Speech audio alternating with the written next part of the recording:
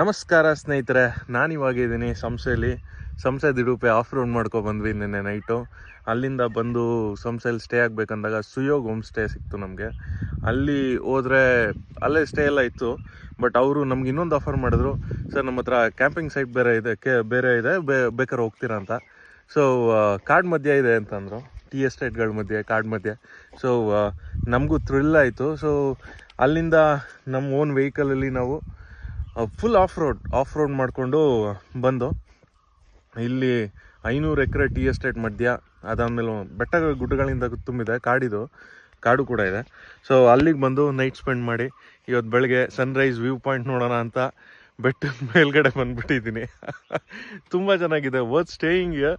So ಯಾರು ಸಂಸೆ ದಿಡುಪೆ ಆಫ್ ರೋಡ್ ಮಾಡಿ if you want to stay here, ದಯವಿಟ್ಟು ಸುಯೋಗ್ ಹೋಮ್ ಸ್ಟೇಗೆ ಕಾಲ್ ಮಾಡಿ. ಆಸಮ್ ಆಗಿದೆ, ವರ್ತ್ ಸ್ಟೇಯಿಂಗ್ ಇಯರ್. ಆಮೇಲೆ ಸ್ಟೇನೂ ಅಷ್ಟೇನು ಕಾಸ್ಟ್ಲಿ ಏನಿಲ್ಲ. ಸೊ ನೋಡಿ ಮಾತಾಡಿ ಅವ್ರ ಹತ್ರ, ಓನರ್ ಹತ್ರ, ಸುಯೋಗ್ ಹತ್ರ. ತುಂಬ ಚೆನ್ನಾಗಿದೆ. ಸೊ ಕಾಡು ಒಳಗಡೆ ಒಂದಿನ ಕಳೆಯೋದು, ರಾತ್ರಿ ಕಳೆಯೋದು ಸಾಮಾನ್ಯದ ಮಾತಲ್ಲ, ಬಟ್ ತುಂಬ ಸೇಫ್ ಇದೆ ಜಾಗ.